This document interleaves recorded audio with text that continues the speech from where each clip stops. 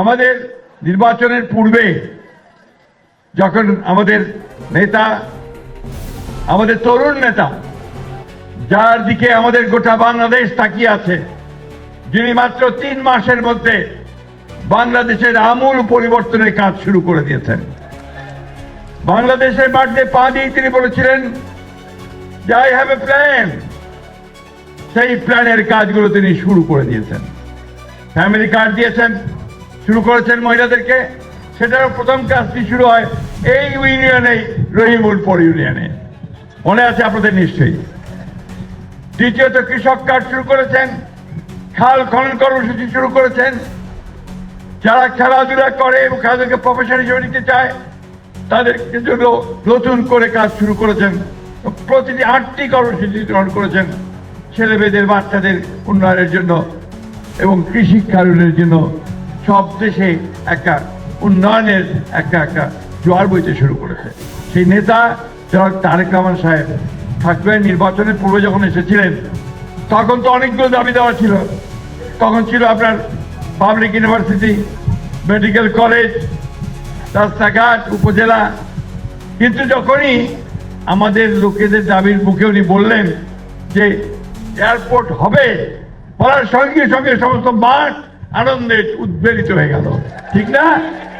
কেন? ওই লোকগুলো কিন্তু কেউ কোন সহজে বিমানে উঠতে পারবে না। পারবে কি? 10,000 টাকার এই বিমানে উঠতে পারবেন? পারবেন, তাও লাফাচ্ছেন কেন? এটা আমাদের গর্ব, আমাদের প্রাইড, আমাদের গর্ব যে আমাদের থাকবে একটা এয়ারপোর্ট আছে, ঠিক না? এটাই হচ্ছে মূল কথাটা। আজকে আমাদের মাননীয় অতিথিরা, আমাদের অত্যন্ত প্রিয় মানুষ বাংলাদেশের সকলের কাছে, আমাদের বিমানমন্ত্রী আফরোজা রিতা, আমি তাকে সবসময় রিতা বলে, ছোট বোনের মতোই সবসময় আমি জানি। আমাদের মিল্লাত, আমি ওর চাচা হই ওদের। আমাদের বাবলু মির্জা সাহেব মনে আছে তোমার? বাবলু মির্জা মনে আছে? উনার মেয়ের সঙ্গে উনার চাচাতো ভাইয়ের বিয়ে হয়েছে, সেদিক থেকে আত্মীয়। শুধু আমি কিন্তু আর ছাড়ি নাই, দুইজনকে ধৈর্য শক্ত করে নেয় যে প্রধানমন্ত্রী কথা দিয়েছে তারেক সাহেব আপনাদেরকে এটা করতে হবে। আমাকে বলছে আপনারটা হবে। আজকে বগুড়া এবং ঠাকুরগাঁ এই দুটা ইতিমধ্যে পরিকল্পনা বিভাগের যে খাতা তৈরি হয়, কোনটা কোনটা কাজ হবে, তার মধ্যে সবুজ পাতা বলে একটা পাতা, গ্রিন পেজ, ওই গ্রিন পেজে উঠে গেছে ঠাকুরগাঁ। সুতরাং আমি সাংবাদিক ভাইকে বলবো, আপনারা ওই যে অযথা প্রশ্ন করছেন যে কবে হবে কবে হবে, এটা তো আপনার মুহূর্তের মধ্যে ঘষা দিলে আমার হয়ে গেল, তা তো হবে না। এইটার এখন সার্ভে হবে, এইটার এখন আপনার ভায়াবিলিটি একটা স্টাডি হবে, সেই স্টাডিতে কতটুকু হবে সেটা দেখতে হবে। এই যে বিল্ডিং গুলো আছে এখানে ভেঙে নতুন করে করতে হবে, এয়ারপোর্টের টার্মাক লাগাতে হবে, ঠিক কিনা? কাইলে যদি চাই যায় যে প্লেন উড়িবে পারবে কি?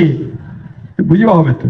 সাংবাদিক ভাইদেরকে বলছি, আপনারা সবাই বিজ্ঞ পণ্ডিত মানুষ, এটা বুঝে প্রশ্ন করলে আমরা খুশি হব। হবে ইনশাল্লাহ, বলেছি হবে। আমাদের প্রধানমন্ত্রী বলেছেন হবে, মন্ত্রীরা বলে গেছেন হবে। আগামী 2 বছরের মধ্যে ইনশাল্লাহ এখানে আপনারা প্লেনে উঠতে পারবেন। বন্ধুগণ, আমি আপনাদের কিছুক্ষণ আগে পরিচয় করে দিয়েছি আমাদের পাবলিক ইউনিভার্সিটির ভাইস চ্যান্সেলরের সঙ্গে। হয়ে গেছে, কাজ শুরু হয়ে গেছে। আরেকটা ইউনিভার্সিটি তৈরি হচ্ছে বেসরকারি খাতে, ওইটা আপনারা খবর রাখেন না, জানেন না। নিভৃতে গোচরে তৈরি হচ্ছে আস্তে আস্তে প্রাইভেট সেক্টরে। অলরেডি কাজ অনেক উঠে গেছে, অনেক দূরে গিয়ে গেছে, পারমিশন পেয়ে যাবে। আমাদের আপনাদেরই ছেলে, আপনাদের সন্তান ইএসডিওর যে চেয়ারম্যান, ইএসডিওর ED executive director doctor Shahiduzzaman, ঘুরে ঘুরে ঘুরে মানুষকে সালাম দিতে হবে। এটা টেকনিক্যাল ইউনিভার্সিটি করছে, বিদেশ থেকে সব শিক্ষকরা আসবে। শহীদুজ্জামানের কাছে এই ঠাকুরের মানুষ আমরা অনেক ঋণী। তার প্রতিষ্ঠানের মধ্য দিয়ে আমাদের এখানে শ্রেষ্ঠ শিক্ষা প্রতিষ্ঠান গড়ে উঠছে। তার প্রতিষ্ঠানের মধ্য দিয়ে আমাদের আনএমপ্লয়েড মানুষ, আমাদের মহিলারা তারা কাজের সুযোগ পাচ্ছেন। মাইক্রো ক্রেডিট চলছে এখানে বিরাটভাবে। তার কাজগুলো আমাদের গোটা মানুষকে অনেক বেশি উপকৃত করেছে। সেজন্য আপনাদের তরফ থেকে আমি শহীদুজ্জামানকে আন্তরিক ধন্যবাদ, কৃতজ্ঞতা জানাই। আমাদের আরেকটা দুটো কাজ তিনটা হয়ে গেছে। আরেকটা মেডিকেল কলেজের আমাদের পারমিশন হয়ে গেছে। আমরা আগামী বছর থেকে ইনশাল্লাহ ছাত্র ভর্তি শুরু হবে এবং বিল্ডিং টিল্ডিং তৈরি হবে। জমি টমি ঠিক করবে হবে, সে ঠিক করা হতে ইনশাল্লাহ খুব শিগগির হয়ে যাবে। আর ফুল্লি আর রুইয়া, এই দুইটারও উপজেলা কনফার্ম হয়ে গেছে। আসল যে কাজটা করার জন্য আমাদের যে সামনের সারিতে সমস্ত বড় বড় ব্যবসায়ীরা বসে আছেন আমাদের ঠাকুরগাঁয়ে, তাদের আমি দৃষ্টি আকর্ষণ করতে চাই যে আপনারা এখানে ব্যবসা বাণিজ্য বাড়ান, কলকারখানাতে বিনিয়োগ করেন, তা নাহলে আমাদের মানুষের আয় উন্নয়ন বাড়বে না। এটা তো আমরা করে দেওয়া পারবো নি, এটা আপনাদেরকে উদ্যোগ নিতে হবে। সেই উদ্যোগ নিলে আমরা আপনাদেরকে এটুকু বলতে পারি যে আমরা সরকারের তরফ থেকে সর্বোচ্চভাবে সাহায্য করবো। আপনারা জানেন কিছুদিন আগে এখানে ফাইন্যান্স অ্যাডভাইজার আসছিলেন, অর্থ উপদেষ্টা, তিনি সমস্ত ব্যবসায়ীদের সঙ্গে কথা বলছেন, ঠাকুরগাঁ, দিনাজপুর, রংপুর এবং আপনার পঞ্চগড়ের সঙ্গে। তারা এখানে আরো বেশি পুঁজি বিনিয়োগ করতে চান, কিন্তু আপনাদেরকে এগিয়ে আসতে হবে, ব্যবসা দিকে উদ্যোগ গ্রহণ করতে হবে। প্রিয় ভাই বোনেরা, নিজেরা না চাইলে কোনো কিছু হয় না, নিজেদের চাইতে হবে। আমি ধন্যবাদ জানাই আজকে বেসরকারি বিমান চলাচল মন্ত্রী, প্রতিমন্ত্রীকে, তারা আজকে ফুল টিম নিয়ে এসেছেন এখানে। সেক্রেটারি এসছেন, সচিব এসছেন, বাংলাদেশ বেসামরিক আমাদের যে চলাচলের কর্তৃপক্ষ আছে, সিভিল এভিয়েশন যে আপনার কর্তৃপক্ষ অথরিটি, তার চেয়ারম্যান থেকে শুরু করে, মেম্বার থেকে শুরু করে, তার ফুল টিম এসেছে এখানে। তারা সবাই আজকে এখানে দেখে গেলেন। এই সুতরাং আপনারা যারা সাংবাদিক ভাইদের জন্য বলি, যারা পেশেন্ট, ধৈর্য ধরবেন, অধৈর্য হবেন না। আপনার প্রস্তুতি দেখেই বুঝতে পারছেন যে এটা ইনশাআল্লাহ হয়ে গেছে, ইনশাআল্লাহ। ঠিক, আমি চেষ্টা করছি আমার এই বয়সে আপনাদেরকে যে কথাগুলো আমি দিয়েছিলাম সেই কথাগুলো পালন করার আমি চেষ্টা করছি। আমি আল্লাহ তার কাছে একটাই দোয়া চাই যে আল্লাহ তাআলা আমাকে যেন সেই সুযোগ দেন। আমি নির্বাচনের পূর্বে আপনাদেরকে বলেছিলাম যে আমার বয়স হয়ে গেছে, আমি আর সামনে নির্বাচন করতে পারবো কিনা, আপনাদের সামনে এসে আবার মুখ একখান ভোট দেন কইবা পারিম কিনা আমি জানো না। সুতরাং আমি যাওয়ার আগে কিছু কাজ করতে চাই। আল্লাহ তাআলার অশেষ রহমতে আমার নেতা তারেক রহমানের প্রতি আমি কৃতজ্ঞতার আমার শেষ নেই যে তার উদ্যোগের কারণে আজকে এই কাজগুলো আমি মাত্র 90 দিনের মধ্যে, 3 মাসের মধ্যে করতে সক্ষম হয়েছে। আমাকে কিছুক্ষণ আগে ডিসি সাহেব সার্কিট বলছিলেন, স্যার এখানে অনেকগুলো অফিসার নাই, ডিপার্টমেন্ট আছে, লোক নাই। এখন যে পরিমাণ ডেভেলপমেন্টের কাজ আপনি আনতে শুরু করেছেন, আমি তো এগুলো সামাল দিতে পারবো না যদি লোক না দেন।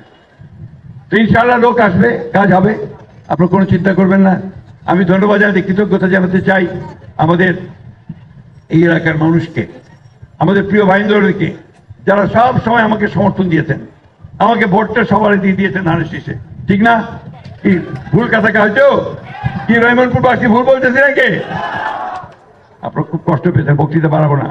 আমি শুধু ব্যবসায়ী ভাইদেরকে অনুরোধ করবো যে আপনারা দয়া করে ঠাকুরগাঁয় কিভাবে বিনিয়োগ করা যায় তার জন্য উদ্যোগ গ্রহণ করেন, যাতে আমাদের মানুষের আয় এবং ইনকাম বাড়তে পারে। আমরা শিক্ষা প্রতিষ্ঠানগুলোকে উন্নত করবার জন্য চেষ্টা করছি। ডিসি সাহেবকে ইতিমধ্যে বলেছি যে আপনি দেখেন কোনগুলো দুর্বল আছে সেগুলোতে চাষ শুরু করেন। আর ভাই আরেকটা কথা, জোরে সোরে কয়েছো, সবাই কয়েছো, ছেলেদেরকে অযথা বিএ আর এমএ পাস করাবেন না। বিএ এমএ পাস করে চাকরি পায় না, তারা মোড়পুর ঘাড়ে চলছে। হ্যাঁ, কুর্তি আলা পাম কয়েন, বিএ পাস এমএ পাস ছেলে কিন্তু চাকরি নাই। ওই ওখানে বসে বসে আমাদের নীলু, আমাদের ঠাকুরের ছেলে, মেয়ের ইঞ্জিনিয়ার, সে হাসতেছে, আসে কারণ আছে। ওকে আমি বলছি যেমন করে পারো ঠাকুরগাঁতে এই ছেলেপেলেগুলোকে স্কিল ট্রেনিং দিয়ে তাদেরকে বাইরে পাঠানোর চেষ্টা করো। যেমন করে পারো অন্যান্য ভাষা শিক্ষা করে তাদেরকে কাজ করার সুযোগ করে দাও। সেই ইতিমধ্যে কাজ শুরু করেছে নীলু, ইনশাআল্লাহ আমরা এই কাজগুলোতে সামনের দিকে এগিয়ে যেতে পারবো। আমরা ইতিমধ্যেই আমাদের যে সমস্ত মসজিদ, মাদ্রাসা,